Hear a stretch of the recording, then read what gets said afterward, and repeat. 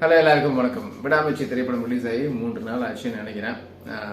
எதிர்பார்த்ததை விட ஏன்னா முதல் நாள் கொஞ்சம் மிக்ஸ்டு ரிவ்யூஸ்லாம் வந்துட்டு இருந்துச்சு. பட் அதெல்லாம் தாண்டி அந்த விமர்சனங்கள் எல்லாத்தையும் உடைச்சு படம் செகண்ட் டேல இருந்து பாசிட்டிவான ரிவ்யூஸ் வந்துட்டு இருக்கு. ஜனனி, சோ ஃபர்ஸ்ட் டே நானே உங்ககிட்ட கேட்டேன்.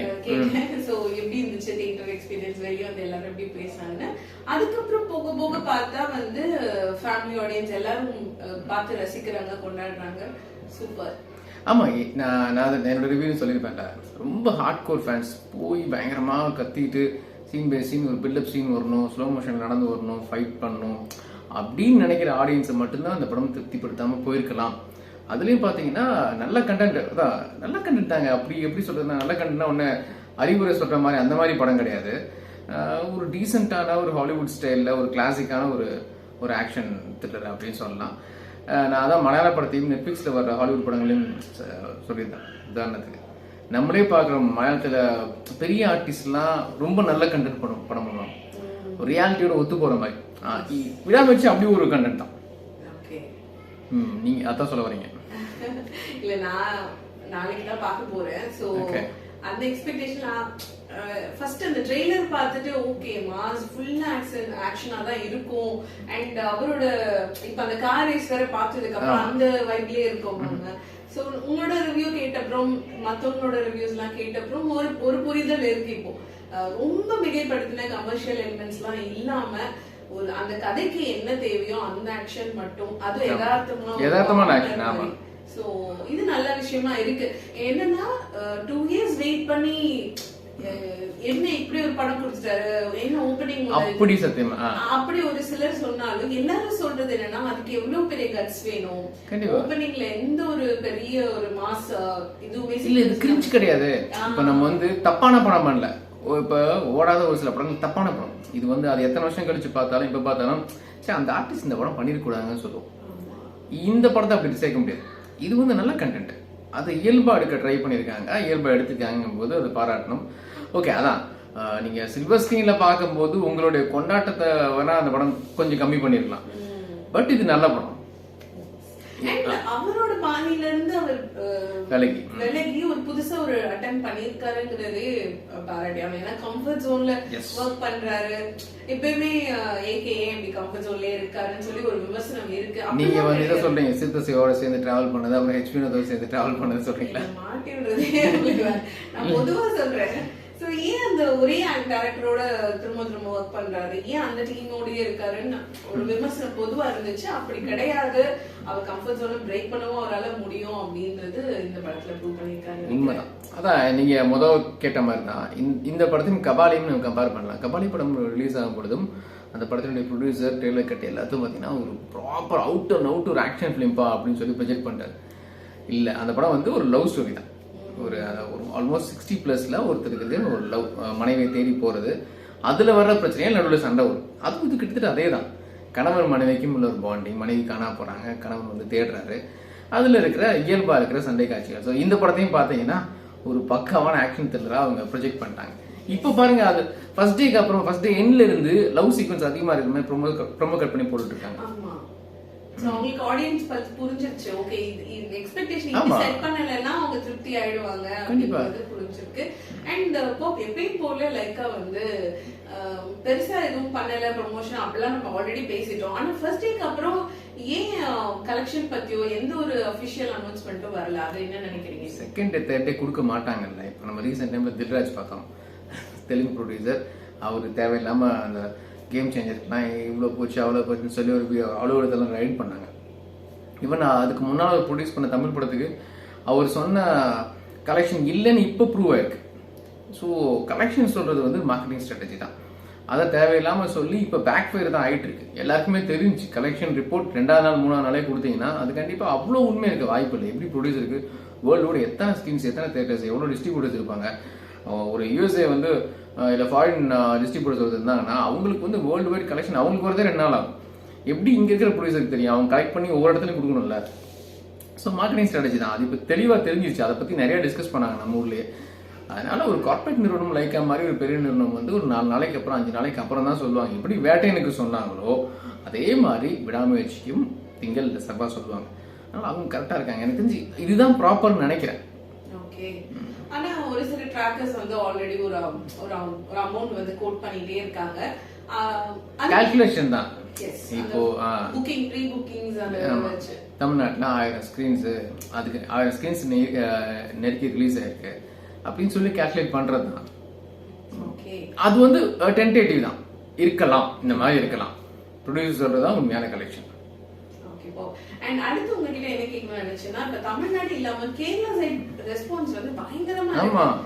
இது நம்ம பேசும்போதே ஹாலிவுட் மாதிரியோ இல்ல மலையாள படங்கள் மாதிரி ரொம்ப ஏதாவது இது பண்ணி இருக்கு. சோ அதனால அவங்களுக்கு பிடிச்சிருச்சா, நீங்க என்ன நினைக்கிறீங்க? உண்மைதான், கரெக்ட் தான். அவங்களும் நம்ம ஊர் படங்களை ஒவ்வொரு கமர்ஷியல் படங்களை கொண்டாடுறாங்க. பட் கிரிஞ்சா இருந்தா அவங்க தூக்கி போட்டுறாங்க. அவங்களுக்கு அவங்க ஊர் படம் மாதிரியே இருக்கு இந்த படம்.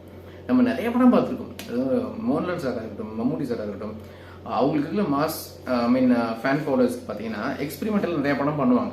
அது நல்லாவும் இருக்கும். நம்ம இப்போ ரீசெண்ட் டைம்ல பேசுறோம்ல, இப்போ மலையாளத்தில் என்ன மாதிரி கதையெல்லாம் வருது, அங்கே இருக்கிற ஹீரோகள் அந்த மாதிரி படத்தில் நடிக்கிறீங்க, ஏன் தமிழில் எடுக்க மாட்டோம்னு சொல்லுவோம்ல. ஸோ இந்த மாதிரி படங்கள்லாம் அதுக்கு ஒரு உதாரணம். ட்ரை பண்ணுறாங்க. அட்லீஸ்ட் நம்ம ரொம்ப இப்போ ஒரு சிலர் வந்து படத்துக்கு ரொம்ப ஓவர் நெகட்டிவ் கொடுக்குறாங்க. அப்படி கொடுத்தா பெரிய ஆக்டர்ஸ்லாம் வரவே மாட்டாங்களே இந்த மாதிரி. இப்போ வேட்டையனா இருக்கட்டும், விடாமுயற்சியாக இருக்கட்டும், ரெண்டுமே எக்ஸ்பெரிமெண்டல் தான். அது உங்களுக்கு பிடிக்கல, கமர்ஷியல் சக்ஸஸ் ஆகலைங்கிறது வேற விஷயம். ஆனால் இந்த மலையாள படம் நல்லா இருக்குன்னு நம்ம சொல்கிறோம் பக்கத்து ஸ்டேட்டை பார்த்து. அப்படி ஒரு கண்டென்ட்டாக இங்கே இருக்க பெரிய ஹீரோ பண்ணும்போது அதை நம்ம ஏற்றுக்கணும்னு சொல்லுவேன். கரெக்டா? அண்ட் இப்போ வந்து பிரேக் டவுன் அதை வச்சு கம்பேர் பண்ணி நிறைய பேர் பேசியிருந்தாலும், இது வந்து மகிழ்த்தன்மை அவரோட ஸ்டைல்ல கொண்டு போயிருக்காரு அப்படின்னு நிறைய பேர் அக்செப்ட் பண்ணியிருக்காங்க. நீங்க வந்து 2 படங்களுமே பார்த்திருக்கீங்க. சோ உங்களுக்கு எப்படி ஃபீல் ஆச்சு? அந்த அடாப்டேஷன் கரெக்டா பண்ணியிருக்காரா, நல்லா யூட்டிலைஸ் பண்ணியிருக்காரா, இல்ல எங்கேயாவது மிஸ் பண்ணிட்டாரான்னு? இல்லைங்க, அதை விட பெட்டரா தான் பண்ணியிருக்காரு. நிறைய இம்ப்ரோவைசேஷன் இருக்கு, கேரக்டர் இம்ப்ரோவைசேஷன். அதான் அந்த வில்லன் அர்ஜுன் சாருடைய அந்த கதாபாத்திரம் இன்னும் இம்ப்ரோவைசேஷன் பண்ணியிருக்காரு. அந்த ஜோக்கர் கதாபாத்திரம் மாதிரி அதுக்கு ஒரு லவ் ட்ராக்கு. அந்த ரெஜினாக்கே பார்த்தீங்கன்னா செம்மையான கேரக்டர், சூப்பரான கேரக்டர். அவங்க வந்து மேனிபுலேட் பண்ணுவாங்க ஹீரோவை. அதை நம்மளே நம்பிடுவோம் ஸ்டேஜில்.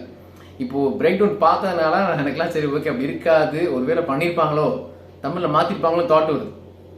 பிரேக் டவுன் பார்க்காதவங்க பார்த்தாங்கன்னா ரெஜினா ஓகே நம்ம கதையை ரிவீல் பண்ணாங்க, நம்மளை மேனிபுலேட் பண்ணி அந்த குட்டி குட்டி ட்விஸ்ட் இருக்கு உள்ளுக்குள்ள. ஸோ அதெல்லாம் நல்லா இம்ப்ரூவைஸ் பண்ணியிருக்காரு. உண்மைதான், அதை அப்படியெல்லாம் எடுக்கல. ஈவன் த்ரிஷா கதாபாத்திரமே அவ்வளோ டீட்டெயிலாக அந்த படத்தில் இருக்காது. அந்த லவ் அவங்க இதில் வந்து இன்னும் நல்லா தான் பண்ணியிருக்காரு இந்த காலத்துக்கு ஏற்ற மாதிரி. அதான் கௌதம் அவருடைய படம் இருக்குல்ல பார்த்தீங்களா, எப்பயுமே ஒரு லவ் ட்ராக் வரும், கக்க கக்க வேட்டையாடு விளையாடு, அந்த ஒரு மெச்சூர்டான லவ் இதில் கொண்டு வந்திருக்காரு. அண்ட் வீக்கெண்ட் புக்கிங்ஸ் பாத்தீங்கன்னா ஆல்மோஸ்ட் ஃபுல் தான், எல்லா சைடுமே வந்து ஃபுல். அண்ட் வீக் டேஸ் தான் அடுத்து பிஸியா தான் போகுது. சோ எப்படி மக்கள் வரவேற்றிருக்காங்க, இல்ல எப்படி போயிட்டு இருக்குன்னு நீங்க நினைக்கிறீங்க? ஏன்னா உங்களுக்கு இன்சைட் ரிப்போர்ட்ஸ் எல்லாம் ஷேர் பண்ணியிருப்பாங்க, அதை வச்சு. இல்ல நல்லா தான் போயிட்டு இருக்கு. இப்போ ஃபர்ஸ்ட் டே பார்த்தவங்களே சொல்லிட்டாங்க என்னங்க ஃபேமிலி ட்ராமா மாதிரி இருக்கு அப்படின்னு சொல்லி. அதான் இந்த படத்துக்கு நெகட்டிவ் ரிவ்யூஸ் கொடுக்குறவங்க கூட எங்க ஃபேமிலி ட்ராமா மாதிரி இருக்குன்னு சொல்லிட்டாங்க.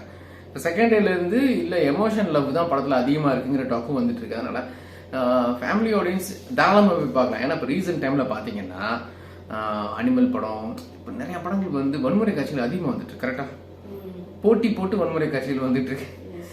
ஏ சர்டிஃபிகேட் வாங்கினாலும் பரவாயில்ல, நாங்கள் வந்து பிளட்டி இதாக இருக்கணும் அப்படிங்கிற மாதிரி வந்துட்டு அடல்ட் கண்டென்ட், தேவையில்லாத காமெடி ட்ராக்கு, குத்துப்பாட்டு, இந்த மாதிரி இந்த படத்தில் எதுவுமே இல்லை. ஸோ எனக்கு தெரிஞ்சு ஃபேமிலி ஆடியன்ஸ் வந்து தைரியமாக குழந்தையோட போய் படத்தை பார்க்கலாம். தப்பான சீக்வன்ஸ் இருக்காது. இன்ஃபேக்ட் நல்ல கருத்து தான் படத்தில் சொல்கிறாங்க, ஃபேமிலி வேல்யூஸ் முக்கியத்துவம் கொடுக்கணும்னு சொல்லிட்டு. அதனால ஃபேமிலி சைட்லேருந்து இந்த படத்துக்கு பெரிய ஆதரவு கிடைக்கும்னு நினைக்கிறேன். ஓ சூப்பர்ப்பா. அண்ட் கடைசியா நான் என்ன கேட்கணும்னு நினைச்சேன்னா, விடாமுயற்சிக்கு அப்புறம் வரப்போற குட் பேட் அக்லி அந்த படத்துக்கு பாத்தீங்கன்னா இந்த படத்துக்கு இருக்கிற ஒரு எக்ஸ்பெக்டேஷனை விட அது வேற மாதிரியான ஒரு எக்ஸ்பெக்டேஷன். ஃபுல்லா அந்த கமர்ஷியல் எலிமெண்ட் அதோட இருக்கு. ஸோ தலை வந்து இந்த மாதிரி படங்கள் பண்ணணும்னு ஆசை இருக்கா, இல்ல குட் பேட் அக்லி மாதிரி அந்த கமர்ஷியல் மசாலா எலிமெண்ட்ஸோட இருக்க படங்கள் ரெண்டுமே டிஃப்ரெண்டான ஜானர்ஸ் தான், பட் அவர் வந்து என்ன மாதிரி படம் பண்ணா அது வந்து அவரோட ஃபேன்ஸை திருப்திப்படுத்தும்னு நினைக்கிறீங்க?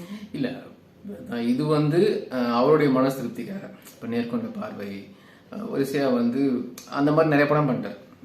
கொஞ்சம் கருத்து சொல்ற படங்களாவே இவன் வலிமை துணிவில் கூட லாஸ்ட்ல ஒரு கருத்து சொல்ற மாதிரி நான் ஒரு கருத்து சொல்றேன், எனக்கு ஃபேன் ஃபாலோவர் ஜாஸ்தி இருக்காங்க, எனக்கு அந்த பொறுப்பு வந்துச்சு, எனக்கு ஒரு முக்கியத்துவம் இருக்கு நான் சொல்ற வார்த்தைக்கு சொல்லி அவர் சொல்றாரு. ஸோ இந்த படத்தினுடைய வெளிப்பாடும் அப்படிதான். எனக்கு வேணாங்க ரொம்பலாம் சண்டை போட்டு அப்படிலாம் வேணாம், காமன் மேனா பண்றேன்னு சொல்லிட்டு. ஸோ இது வந்து அவருடைய மனசிருப்திக்காக காமன் சினிமா ஃபேன்ஸுக்கு. ஹார்ட்கோர் ஏகே ஃபேன்ஸுக்கு தான் குட் பேட் அக்லி. அவங்க ரொம்ப நாள் வெயிட் பண்ணிட்டு இருக்காங்க. வேதாளத்துக்கு அப்புறமா தெறிக்கி ஒரு செம்மையான ஃபைட் சீக்வன்ஸ் ஆரம்பத்துலேருந்து எண்டு வரைக்கும் அப்படிங்கிற மாதிரி. ஸோ மங்காத்தா வேதாளம் மாதிரி ஒரு டிப்பிக்கல் ஏகே ஃபேன்ஸ்க்காக பண்ண படம் தான் குட் பேட் அக்லி. ஸோ அது டார்கெட் ஆடியன்ஸ், அதோட இதே வேற. அதனால இது நம்ம பார்த்து முடிப்போம். இதோட சக்ஸஸ்க்கு அப்புறம் குட் பேட் அக்லியோட ஓப்பனிங் வேற லெவலில் இருக்கும்.